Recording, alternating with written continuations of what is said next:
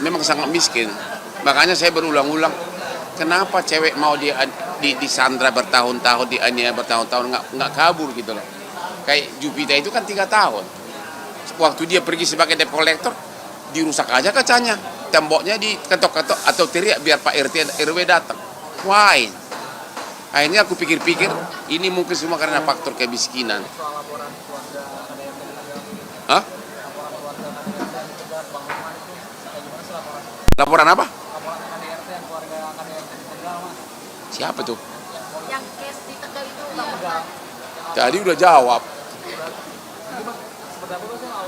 Ya kan sudah, kalau detailnya kan sudah ada di media kan, bahwa 2,5 tahun dia di KDRT, dilakukan hubungan seks menyimpang, juga disuruh meracik narkoba, juga mengkonsumsi. Itulah tuduhannya itu.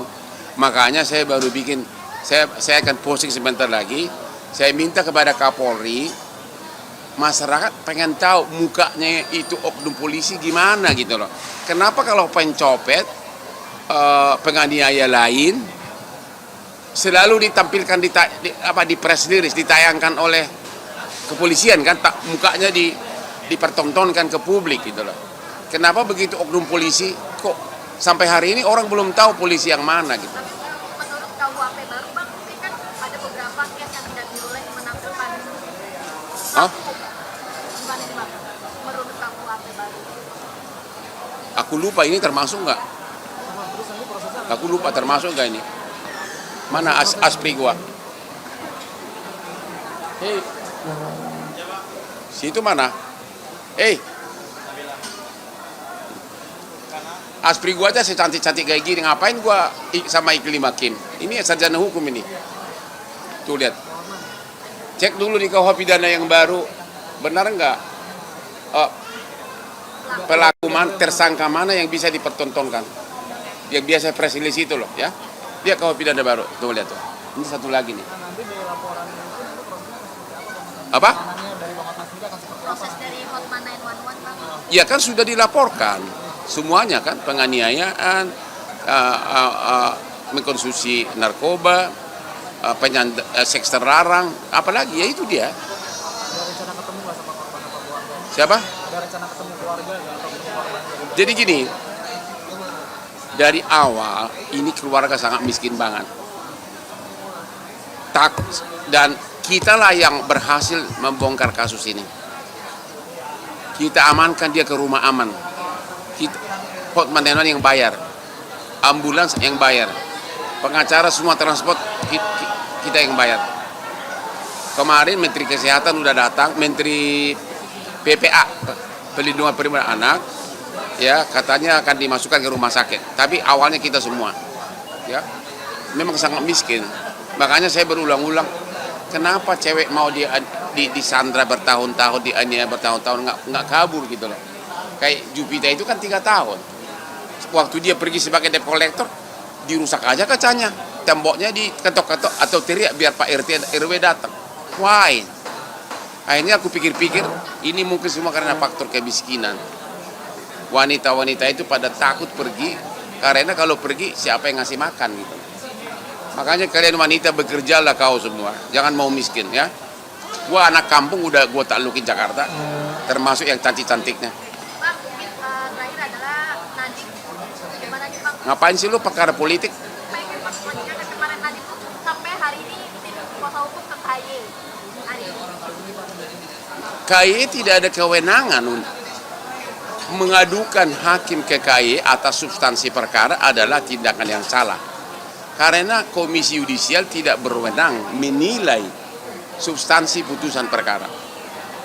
Kecuali ada pelanggaran yang bersifat hak dari terdakwa tidak dikasih, ya, ada tindakan sewenang-wenang lain, itu baru. Tapi kalau mengenai penilaian benar tidaknya putusan, itu bukan kewenangan KY. Kalaupun KY bertindak, KY kan nggak bisa bertindak sendiri, harus persetujuan Mahkamah Agung. Pasti Mahkamah Agung akan menolak. Dengan vonis 10 tahun. Dengan vonis Itu bukan kewenangan KY, ya, nggak berhak KY menilai.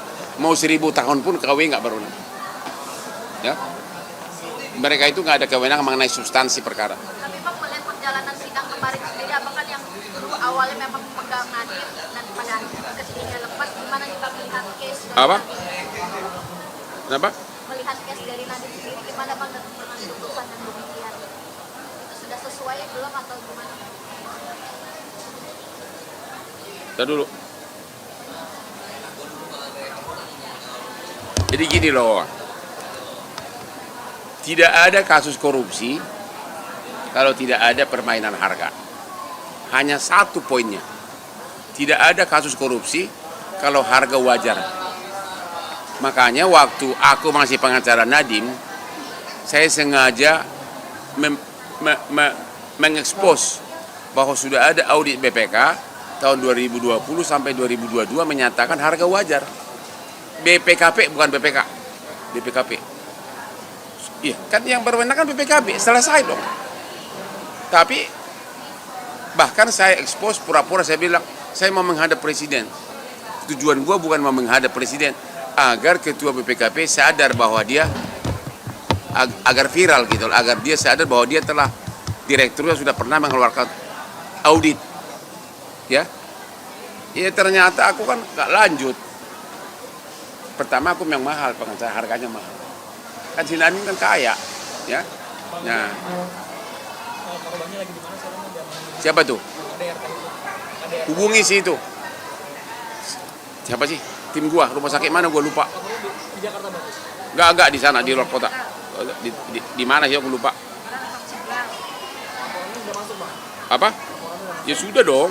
Terus nanti tunggu. Ini nomornya nih kalau mau hubungin. Ya tim Hotman Eman. Udah tahu kan? Ya. Dia yang tahu detailnya. Dia yang pimpin di lapangan. Ya. Detailnya tanya dia, aku lupa. Detailnya. Hah? Kan udah ditemput orangnya, udah diamankan di Propam.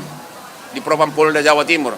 Makanya saya mengatakan, kenapa kalau pencopet, penganiayaan langsung ditontonkan di media kan?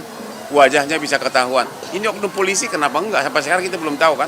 Hari ini saya bikin di akun saya lagi. Halo Kapolri gitu. Sekarang pertanyaannya, kenapa? Kenapa semua kasus di Instagram gue itu selalu sukses? Coba, kenapa? Mau sombong ya? Hampir semua, hampir nggak ada yang tidak jebol. Asal gue posting pasti jebol. Kenapa? Karena apa? Pertama aku selektif banget. Kedua, popularity. Ketiga, relasi politik. Karena begitu saya posting, menteri sama pejabat ring 1 istana pun sambil sarapan di rumah langsung baca. Jadi kalau saya bilang halo Kapolda, langsung Kapolrinya juga tahu. Itu tidak semua orang melakukan itu. Jadi saya lakukan itu tanpa ada rasa untuk mencari popularitas. Subscribe, share, like, and comment. Subscribe, share, like, and comment.